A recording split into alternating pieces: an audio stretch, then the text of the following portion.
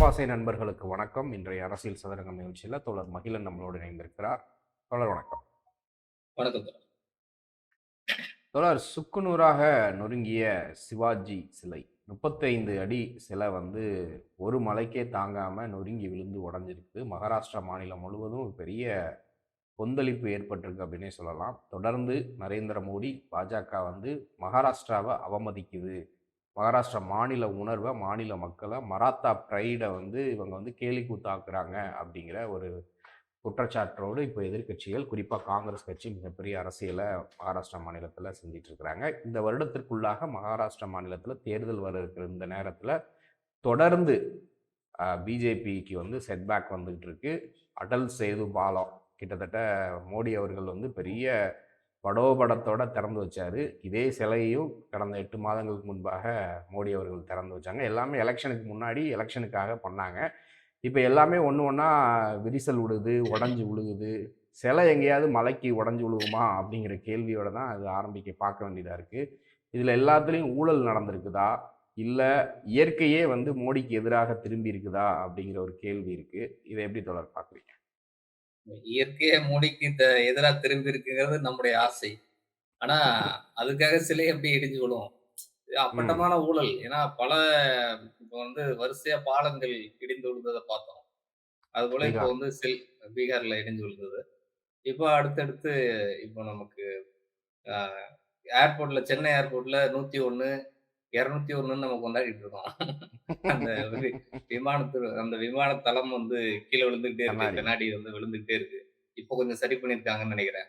இந்த மாதிரி பல இடங்கள்ல இப்படிதான் இப்ப அரசு மீதான நம்பிக்கையே மக்கள்கிட்ட இல்லாம போயிடுச்சு. இப்ப நம்ம ஊர்ல கேபி பார்க்ல பிரச்சனை. அரசு ம். கட்டுற கட்டிடங்கள் எல்லாத்துலயும் பிரச்சனை. உள்ள போறதுக்கே மக்கள் பயப்படுறாங்க. அப்படியே அரசு ஒரு தரமற்ற முறையில எல்லா கட்டிடங்களையும் கட்டுது. அப்படிதான் இப்ப முன்னாடிலாம் இப்ப திமுக அரசு பாலம் கட்டுறதுல தான் மிகப்பெரிய நாங்க இன்ஃப்ராஸ்ட்ரக்சர் டெவலப்மெண்ட்ல திமுக முன்னுக்கு நிக்குதுன்னு இன்னைக்கு வரைக்கும் பேசுறோம். அவங்க அன்றைக்கு கட்டின பாலங்கள்லாம் மிக உறுதித்தன்மையோடு இன்றைக்கும் இருக்குது. அது ஒவ்வொரு இடத்துலயும் அது ஒரு லேண்ட்மார்க்கா இருக்கு. ஆனா இன்னைக்கு ம். என்ன லேண்ட்மார்க் ஆகுதுன்னா, இங்க இந்த பாலம் விழுந்துருச்சு. இது விழுந்த பாலம். இது உடைஞ்ச சிலை. ஆனா இதுக்கு அவங்க குடுக்குற பில்டப் இன்னொரு பக்கம் நீங்க பட்டேல் சிலைக்கு அவங்க செலவு ம். பண்ண தொகை என்ன? அதற்கு எடுத்த நிலங்கள், ஆக்கிரமிச்ச நிலங்கள், மக்கள துரத்துனது, அப்படி பல செய்திகள பார்த்தோம்னா, அப்படியே ம். அதாவது நாட்ல வேற பிரச்சனையே கிடையாது. பட்டேல் சிலை வைக்கிறது மட்டும் தான் பிரச்சனை. அப்படிங்கிறது தான் காட்டுனாங்க. உலகம் முழுக்க ஏதோ காந்தி சிலை வைத்த மாதிரி, சுதந்திர தேவி சிலை அமெரிக்காவுல இருக்கிற மாதிரி, கன்னியாகுமரியில திருவள்ளுவர் சிலை இருக்கிற மாரி பட்டேல் சிலை. ஒற்றுமைக்கான சிலை. அப்படின்னு அவரு அவர் இங்க மாகாணங்களா இருந்த, தனியாக ஆட்சி புலங்களாக இருந்த பலரை நேரு நேரு ராணுவத்தை கொண்டு அவங்க அடிச்சு உள்ள சேர்த்துக்கிட்டாங்க. ம். வீர தெலுங்கானா போராட்டம் முக்கியமானது. வீர தெலுங்கானா போராட்டம் மிக பரவலா நாடு முழுவதும் பெண்களும், ஆண்களுமா அதிகபட்சமாக பெண்கள் பங்கேற்ற ஒரு போராட்டம் வீர தெலுங்கானா போராட்டம். அதாவது அந்த ம். தெலுங்கானா நாட்டிற்காக ஒரு அ இப்போ நம்முடைய வழக்குல சொல்லணும்னா, ஒரு தனிநாட்டு கோரிக்கைக்காக நடத்தப்பட்ட ஒரு போராட்டம். அதை ம். கடுமையா நேரு ராணுவத்தை கொண்டு பட்டேல் இந்த வேலைய செஞ்சாரு. இந்தியா முழுமையையும் எப்படி இன்றைக்கு நாம அன்றைக்கு நடந்ததை இன்று ஆதரிக்கிற நிலையில இருந்தோம்னா, நாளைக்கு அகண்டபாரம்ங்கிற பேர்ல பக்கத்து நாடுகள் எல்லாம் இவங்க அடிச்சு சேர்க்கிற ஒரு நிலைமை வரும். இன்னைக்கு அமெரிக்கா என்ன பண்ணிட்டு இருக்கிறான்? சைனா என்ன பண்ணிட்டு இருக்கிறான்? அ இல்ல அந்த அளவு ரஷ்யா அந்த அந்த அளவுக்கு இவங்க ஒர்த்தா அப்படின்னு ஒரு கேள்வி வருதுல்ல. பங்களாதேஷ்ல நடக்கிற பிரச்சனையே சரி, ஏன் மணிப்பூர்ல நடக்கிற பிரச்சனை சரி வர முடியல. ஆமா இவங்களுக்கு என்ன நமக்கு நம்ம ஊர் ரஜினிகாந்த் மாரி இவங்களுக்கு அரசியல் தெரியாம ஆட்சிய புடிச்சுட்டாங்க. அதனால அரசியல்ல என்ன பண்றதுங்கிறது தெரியல. இல்லன்னா அந்த மாதிரியான ஒரு நிலைமை தான் வரும். இப்போ அமெரிக்கா எப்படி நாடுபிடி கொள்கைய வச்சிருக்கோ, அது மாரி தான் இவங்களும் வச்சிருக்காங்க. அது மாரி இது இந்த சிலைகள் முக்கியமா அந்த சிலைகள அ பட்டேல் சிலைய பொறுத்தவரைக்கும், இந்த மாரியான ஒரு நேரேட்டிவ செட் பண்ணாங்க. பட்டேல் இத்தனைக்கும் இவங்களுடைய ஆளாகவே ஆர்எஸ்எஸ்னுடைய ஆளாகவே இவங்க ப்ரொஜெக்ட் பண்றாங்க. அப்படிங்கும்போது அது எதை குறிக்குது? அந்த குறியீடு இவங்க சொல்றது ஒற்றுமை. ஆனா அவரு அந்த ஒற்றுமைய எப்படி ஏற்படுத்தினார்? இந்த கேள்விய எழுப்ப முடியும். அதே மாரி சிவாஜி சிலை ஏன் வைக்கிறாங்க? இதுதான் நான் ம். கேட்க விரும்புறேன். சிவாஜி ம். சிலையை ஏன் இவங்க வைக்கிறாங்க? அப்படிங்கிற கேள்விய கேட்டோம்னா, இப்ப அதாவது இவங்களுடைய அரசியல் தேவைக்கு தான் வைக்கிறாங்க. இப்ப என்னென்ன குறியீடுகளை இப்ப திருவள்ளுவருக்கு காவி சாயம் போ போடுறது மூலமா, இல்ல பூணூல் போடுறதன் மூலமா, அறிவுச் சமூகம் பார்ப்பன சமூகம் தான். உங்களுக்கெல்லாம் இந்த அறிவுலாம் இருந்திருக்கிறதுக்கு வாய்ப்பு இல்ல. அவர் பார்ப்பனர் தான் அப்படின்னு சொல்றதன் மூலமா என்ன நிறுவ பார்க்குறாங்க. அதேபோல ம். சிவாஜியின் புகழ் பேசுறது மூலமா, எதிர்ல இருக்கிற மற்ற மக்களை என்னவா பார்க்குறாங்க. இவங்க பேசுகிற பெருமையெல்லாம் எதிர்த்தரப்புல இருக்கிற மக்களை, எளிய மக்களை, இஸ்லாமிய மக்களை, வேறு சமூக தலித் மக்களை எப்படி பார்க்குறாங்க? அப்படிங்கிறதுலருந்து பார்க்குறோம். இப்ப பீமா குரேகான் வழக்கு கிட்டத்தட்ட 3, ம். 4 ஆண்டுகளா நடக்குது. அதுல ஒருத்தரு அ ச அ சாமி இறந்தே போயிட்டாரு. நம்ம ஊர ம். சார்ந்தவரு. ஸ்டான் சாமி ஆமா. இறந்துட்டாரு. சரி. ஆ இப்பதான் ஒரு சிலருக்கு ஜாமீன் கிடைச்சு வெளில வந்துட்டு இருக்காங்க. இப்ப பீமா ம். குரேகனுடைய வரலாறு என்ன? அது ஒரு தலித் மக்களுடைய எழுச்சி வரலாறு. அந்த அந்த வரலாற்றுக்கு எதிரா நீங்க இருக்கிறீங்க. அப்படியே ம். எளிய மக்களுடைய ஒவ்வொரு வரலாற்றுக்கும் எதிராக, இங்க தமிழ்நாட்டுல இல்ல தென் பகுதியில இஸ்லாமியர்கள்லாம் எல்லாத்தையும் கெடுத்துட்டாங்க. இஸ்லாமிய படையெடுப்புக்கு பிறகு தான் இங்க எல்லாம் மண்ணா போயிடுச்சு, நாசமா போயிடுச்சு. இப்படி ம். பேசுறது. இந்த வரலாற்றையே திரித்து பேசுவது. அதே மாரி தாஜ்மஹால இடிக்க போறோம். தாஜ்மஹால் நாட்டினுடைய அவமான சின்னம்னு பேசுறது. இந்த மாதிரி ம். அவங்களுடைய இவர்கள் நிறுவுகிற இந்த சின்னங்களாக, நினைவு சின்னங்களாக கொண்டு வரதுக்கு பின்னாடி ஒரு அரசியல் இருக்கு. ம். தாஜ்மஹால் என்பது எப்பவோ கட்டினது. அதை நாம இயல்பா ஒரு ஒரு சின்னமாக நாம வச்சிருக்கோம். அதேபோல இப்ப நம்ம ஊர்ல ம என்னதான் அரசு ஒரு மதச்சார்பின்மை கடைபிடித்தாலும், மதுரை மீனாட்சி அம்மன் கோயில் இந்த மாதிரியான கோயில்கள் தான் நம்முடைய இந்த சின்னத்திலே இருக்கு. தமிழ்நாட்டினுடைய சின்னத்திலே அந்த கோவில் தான் இருக்கு அப்படின்னு பார்க்கிறோம். அது மாரி எந்த ம். அடையாளத்தையும் நம்ம தவிர்க்கல. எல்லாமே இந்த மக்கள் வாழ்ந்த இந்த மக்களுடைய வரலாறு அப்படின்னு தான் பார்க்கிறோம். அந்த வேற்றுமைகளை நாம மதிக்கிறோம். இவங்க ஒரு புதிய நேரேட்டிவ் செட் பண்றாங்க. இவங்களுடைய குறியீடுகள் ஒவ்வொன்றும் ஒரு புதிய நேரேட்டிவ் செட் பண்ணுது. அந்த வகையில தான் இந்த சிலைகள் எல்லாம் நம்ம பார்க்கிறோம். இந்த சிலைகள் இவர்கள் கட்டுகிற சிலைகள் அ உடைந்து தரைமட்டமாவது வரவேற்கத்தக்கது. ஆனால் அதற்கு எவ்வளவு இவங்க செலவு பண்ணியிருக்காங்க. நாட்டு ம். மக்களுடைய பணம் எவ்வளவு செலவாயிருக்கு. அப்படிங்கிறதெல்லாம் நம்ம பார்க்க வேண்டியது இருக்கு. அதுதான் இன்னைக்கு ம். முக்கியம். அப்படி பார்த்தோம்னா, 300 கோடியா 3000 கோடி செலவு பண்ணாங்க. இதுக்கு பட்டேல் சிலைக்கு. பட்டேல் அது சிலைக்கு. அதுக்கு அது எப்ப இடிஞ்சு விழப்போகுதுன்னு தெரியல.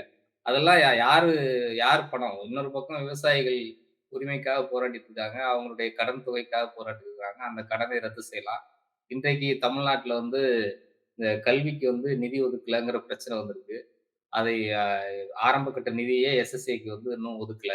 இப்படி பல நிலுவைத் தொகைகள் இருக்கு. இதுக்கெல்லாம் செலவு பண்ணல. பெட்ரோல் விலை எகிறிக்கிட்டு இருக்கு. காய்கறி விலைகள்லாம் எகிறிக்கிட்டு இருக்கு. ஆனால் இவங்க இது மாதிரியான குறியீடுகளை, இந்துத்துவத்தினுடைய குறியீடுகளை நிறுவ பார்க்கிறது. ஒவ்வொரு ம். துறை ரீதியாக நிறுவ பார்க்கிறது. இதுக்கு பின்னால இருக்கு. அதை நம்ம பேசணும். அது மக்கள் பணத்துல செய்யப்படுது. இவர்கள் பெருமை பேசுவதற்கு நம் பணம் பயன்படுகிறது. ம். இதெல்லாம் இன்றைக்கு முக்கிய பேசுபொருளாக மாற வேண்டியிருக்கு அப்படின்னு நினைக்கிறேன் நான். கண்டிப்பா. இப்போ 2 விஷயம் இதில பார்க்க வேண்டியதா இருக்கு. ஒண்ணு இப்போ ஒரு சிலை செய்றாங்க. திருவள்ளுவர் சிலை செய்றாங்கன்னா, பல ஆண்டுகளாக அந்த பணிகள் நடைபெற்று, இப்ப வரைக்கும் அதில எந்த ஒரு சேதாரமும் இல்லாம கம்பீரமா கடலுக்கு நடுவுல இருக்கிறத பார்க்க முடியுது. ஆ பட் சிவாஜி அப்படிங்கிறவரு மகாராஷ்டிரா மாநில மக்களுக்கு எந்த அளவுக்கு ஒரு பெருமையின் அடையாளமாக இருக்கிறது அப்படிங்கிறது தெரியும். அப்படி பண்றாங்க அப்படின்னா, அவ்வளவு எப்படி இருந்தாலும் பல 100 கோடி செலவு பண்ணி தான் அந்த சிலைய நிறுவுறாங்க. ஒண்ணு தேர்தலுக்காக அவசர அவசரமா சிலைய சீக்கிரமா செய்யணுன்றதுக்காக ஃபைபர் மெட்டீரியல்ல செஞ்சு சிலைய வச்சாங்களா? இல்ல இவங்க எல்லாமே கரெக்ட்டா தான் ப்ராசஸ் பண்ணாங்க. பாஜகவுக்கு கீழ இருக்கக்கூடிய எல்லாமே காசு சம்பாரிக்கிறதுக்காக அதுல முறைகேடுல ஈடுபட்டுருக்காங்களா? ஏன்னா ராமர் கோவில்லயுமே பார்த்தீங்கன்னா, ஒண்ணு அது சீக்கிரம் திறக்கிறதுக்காக வேலையே முடியாம எல்லாத்தையும் பண்ணாங்களா? இல்ல அதுல ஊழல் நடந்திருக்கிறதுனால இவ்வளவு விஷயங்கள் நடந்திருக்குதா? அப்படிங்கிற பல்வேறு கேள்வி. அப்படி பார்த்தா, மக்கள் உயிர பணயம் வச்சு பயணிக்கக்கூடிய அவ்வளோ பெரிய பாலமே விரிசல் விட்டுருக்கு. அது எத்தனையோ 1000 கோடி செலவுல கட்டப்பட்ட அந்த பாலம். 20,000 கோடின்னு நெனைக்கிறேன். சரியா அந்த எண்ணிக்கை எனக்கு சரியா இல்ல. ஸோ இப்படி நடக்கிறது மோடிக்கு தெரிஞ்சு நடக்குதா? இல்ல மக்கள ஏமாத்துறதுக்காக பண்றாங்களா? இல்ல மோடிக்கு தெரியாம அவருக்கு கீழ இருக்கிறவங்கலாம் ஊழல்ல ஈடுபடுறாங்களா? அப்படிங்கிற ஒரு கேள்வி வருது. அத எப்படி பார்க்குறீங்க? மோடிக்கு தெரியாமல்லாம் இல்ல. மோடியினுடைய அஜெண்டாவே அதான். மோடி அவர் ஆட்சியில இருக்கிறாரு. அந்த ஆட்சிக்கு சாதகமாக அ ஆட்சி நடத்துவதற்கு சில முதலாளிகள்ட்ட பல கோடி பணம் வாங்கணும். அதற்கு பதிலா எல்லா கான்ட்ராக்ட்டையும் அது அவங்க கிட்ட குடுக்கணும். இப்போ வந்து ஜெய்ஷா வந்து ஐசிசியினுடைய தலைவராக போறாரு. இன்னொரு பக்கம் அ அம்பானியுடைய மனைவி. அப்புறம் இன்னொருத்தர் அதானி. அதானியுடைய பையன் ஒருத்தர் இப்போ வரப்போறாரு. இன்னொரு விளையாட்டுத் துறைக்கு எதுக்கோ ஒண்ணு வரப்போறாரு. அப்படிங்கிற செய்திகள் வருது. நமக்கு வந்து ம். இந்த அ போர்ட் அதானி போர்ட் நிறுவனம். அவங்களுக்கு அதுல என்ன அனுபவம் இருக்கு? என்ன முன் அனுபவம் இருக்கு? அப்படிலாம் ஒண்ணும் கிடையாது. அதேபோல பல துறைகள் நம்ம விமான இது பார்த்தோமே, விமான பராமரிப்பு ஊழல். அதுல வந்து இருந்த கம்பெனி, பழைய கம்பெனி எல்லாம் அடிச்சு விரட்டிட்டு எல்லாவற்றையும் இவங்களுக்கு குடுத்தாங்க. அதுல பயங்கர ம். ஊழல். அத சரியா நடத்த தெரியல இவங்களுக்கு. அப்படி எல்லா ம். அ பெட்ரோலியம் பெட்ரோலியம் வந்து இப்ப இன்னைக்கு உக்ரைன் போயிருக்கிறார்ல. அ பிரதமர் ஆமா. உக்ரைன் போயிருக்கிறார். ரஷ்யாவுக்கு போயிட்டு உக்ரைன் போயிருக்கிறாரு. உக்ரைன் எதுக்காக போறாரு? ரிலையன்ஸோட அவங்க வந்து ஒப்பந்தம் வச்சிருக்காங்க. பெட்ரோலியம் ஒப்பந்தம் வச்சிருக்காங்க. அதை வந்து ம். தடைபடாம வரணும் அப்படிங்கிற காரணத்துக்காக தான் அவர் உக்ரைன் போறாரு. போர் நடக்கும்போது ம். இந்த குழாய்கள் மீது நீங்க வந்து அ தாக்குதல் நடத்திறக்கூடாது. அங்க நம்ம குழாய் வழியா தான் நமக்கு பெட்ரோல் வந்துட்டு இருக்கு. அந்த அதுல ம். எதுவும் தடைகள் ஏற்பட்டுறக்கூடாது. தொடர்ந்து நம்முடைய வியாபார ரீதியா அதாவது 2 நாடுக்கு இடையே போர் நடந்துகிட்டு இருக்கு.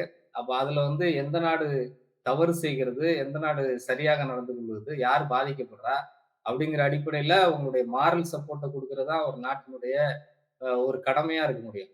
ஆனா இவர் 2 நாட்டுக்கும் போறாரு. 2 நாட்டிலயும் இவருக்கு பிசினஸ் இருக்கு. 2 நாட்டு ம். பிசினஸும் இவருக்கு வேணும். அது ஒரு இந்தியாவுக்கு சாதகமா இப்ப அமெரிக்காட்ட இருந்து பெட்ரோல் வாங்குறதை விட உக்ரைன்ட்ட பெட்ரோல் வாங்குறதுனால, நமக்கு கிட்டத்தட்ட 50% குறைந்தபட்சம் ஒரு 40% லாபம் இருக்கு. அதை வந்து ம். மக்களுக்கு பயன்படுத்த முடியும். யாரு? இந்தியன் ஆயில் பெட்ரோல் நிறுவனம் வாங்கியிருந்தா அத பயன்படுத்த முடியும். இன்னைக்கு ரூ. 100 இருக்கிற பெட்ரோல் வந்து ரூ. 60க்கு கொடுக்க முடியும். லாபம் வைத்து ரூ. 40 ரூ. 40 ரூ. 30 அடக்க விலையோடு கூடுதலா ரூ. 20 நீங்க லாபம் வைத்து ரூ. 60க்கு கொடுக்க முடியும். ஆனா குடுக்க மாட்டாங்க. ம். ஏன் அம்பானிக்கும், அதானிக்கும் தான் குடுப்பாங்க. அது ரிலையன்ஸ் அம்பானி தான் அம்பானியோட தம்பி தான் அந்த ரிலையன்ஸ் அனில். நிறுவனத்த ஆமா வச்சிருக்கிறாரு. அப்ப அவருடைய வியாபாரம் பாதிக்கக்கூடாதுன்னு தான் போறாங்க. அப்படி பல ஒப்பந்தங்கள், இந்த மாதிரியான அரசு சார்ந்த விஷயங்கள் வந்து கான்ட்ராக்டர்ஸ் எல்லாமே வந்து அவர்களுக்கு தேவையானது தான். இப்ப இந்த பையன பார்க்கும்போது ஸ்ரீகாந்த் ஷிண்டே அவரோட மகன் வயது 24 வயது தான் ஆச்சுன்னு சொன்னாங்க. அவருக்கு என்ன ம். என்ன அனுபவம் இருக்கும்? அப்படிங்கிற கேள்வி இருக்கு. இப்ப அவர்களுக்கு தேவையான நபர்கள போட்டுக்கிறாங்க. அதாவது மக்கள் பணம், மக்கள் பணத்தை அரசு சுருட்டுது. அதிலேயே கணக்கு தவறா தான் காட்டுவாங்க. இப்ப 10,00,00,000 செலவு பண்ணாங்கன்னா, அதுல 2,00,00,000 3,00,00,000 ஆட்டைக்கு போட போறாங்க. அதுலயும் வந்து என்ன முறைகேடு பண்ணலாம்? அவங்களோட ஆட்களுக்கே அந்த லாபத்தையும் அவங்களுடைய ஆட்களுக்கே குடுக்குறது. அதையும் தரமற்றதா செய்றது. இன்னொரு நோக்கம் வந்து அரசியல் நோக்கம். பாபர் மசூதி எதுக்கு அவசர அவசரமா அவங்க ஆட்களே திட்டுற அளவுக்கு, ஆர்எஸ்எஸ்ஸே எதிர்க்கிற அளவுக்கு, பல ஜீயர்கள் எதிர்க்கிற அளவுக்கு ஏன் வந்து அவசர அவசரமா தொறந்தாங்க? காரணம் இருக்குல்ல. அப்ப ஆமா. தேர்தலை ஒட்டி ராமர் தான் கோயில். ராமர் கோயில். ராமர் கோயில். ஆமா. தேவை என்னன்னா, அரசியல் காரணம் தான். அடுத்து தேர்தல் வருது. இதை வைத்து ஓட்டு வாங்க முடியுமான்னு பார்த்தாங்க. அப்படி ம். இல்லன்னா, அது வந்து உண்மையிலேயே இந்துக்களுக்கு, இந்து மக்களுக்காக அந்த கோயில் கட்டப்பட்டா, நிறுத்தி நிதானமா அவங்க எல்லார்கிட்டயும் கேட்டுட்டு, இல்ல அவங்க கையிலேயே கூட குடுத்து கட்ட சொல்லலாம். அவங்க இவ்வளவு நாளும் வந்து அரசு தான் கோயில் கட்டி குடுத்துட்டு இருந்துச்சா? இது எதுக்கு அரசு எடுத்து ம். செய்யுதுன்னா, அரசுக்கு ஒரு தேவை இருக்கு. நாட்டு மக்கள் கிட்ட வந்து இதை கொண்டு போய் ஓட்டு வாங்கணுங்கிற தேவை இருக்கு. அதுபோல தான் ம். மகாராஷ்டிராவுல நடக்குது. இப்ப மகாராஷ்டிராவுல ஏற்கனவே மிகப்பெரிய அளவுல வெற்றிகரமா நடைபெற்று முடிஞ்சிருக்கு. அதுல வந்து உத்தவ் தாக்கரே அறிவிச்சாலே அது வந்து பெரிய அளவுல கிட்டத்தட்ட 90% வந்து அங்க நடைமுறையில இருக்கும். அது ஒரு வலிமையான ஒரு கட்சி அவங்க. இப்ப காங்கிரஸ் கட்சி எல்லா எல்லா தரப்பு, விவசாய தரப்பு, தொழிலாளர் தரப்பு, எல்லா தரப்புல இருந்தும் ஆதரவு குடுத்து, முழுமையான ஒரு வந்து அது நடந்திருக்கு. இப்ப அதிலிருந்து வந்து இவங்களுடைய தோல்வி உறுதியாகுது. அடுத்தடுத்து ஏதாவது ம். பண்ண முடியுமான்னு பார்க்குறாங்க. இது திரும்ப திரும்ப நீங்க சொல்ற மாரி இயற்கையும் அவங்களுக்கு சாதகமா இல்ல. ஒரு மலையில கரைந்து போகுது அவங்களுடைய எல்லா கனவுகளும் மழையில் கரைந்து போகுதுன்னு கண்டிப்பா தோழர். இப்ப தேர்தல் வந்து நெருங்கியிருக்கு. இந்த ஆண்டு இறுதிக்குள்ள தேர்தல் நடக்கணும் மகாராஷ்டிராவுல. இந்த நேரத்துல வந்து தோல்வி உறுதி அப்படிங்கிறதுல நெறைய ஆள் பிடிக்கிற வேலையெல்லாம் பார்த்துட்டு இருக்கிறாங்க பாஜக அப்படிங்கிற ஒரு கருத்து. அத ஒட்டி இப்படி சம்பவங்கள் தொடர்ந்து நடந்துச்சுட்டு இருக்குன்னா, மக்கள் மத்தியில பாஜக சுத்தமா நம்பிக்கை இழந்துரும். வேற வழி இல்ல. அவங்க ஜெயிக்கிறதுக்கு வாய்ப்பே கிடையாது அப்படின்னு சொல்றாங்க.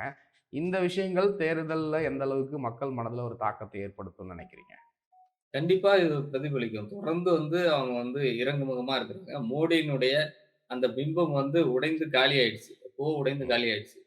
இப்போ தேர்தல் எதை தீர்மானிக்கிறதுன்னா, லோக்கல் பிரச்சனைகள வச்சு தான் தீர்மானிக்க போகுது. லோக்கல்ல நடக்கிற அந்த அவங்களுடைய போராட்டங்கள், அவங்களுடைய வாழ்வியல் தேவைகள்ல இருந்து தான் அந்த எலக்ஷன் எல்லாத்தையும் பார்க்க போறோம்.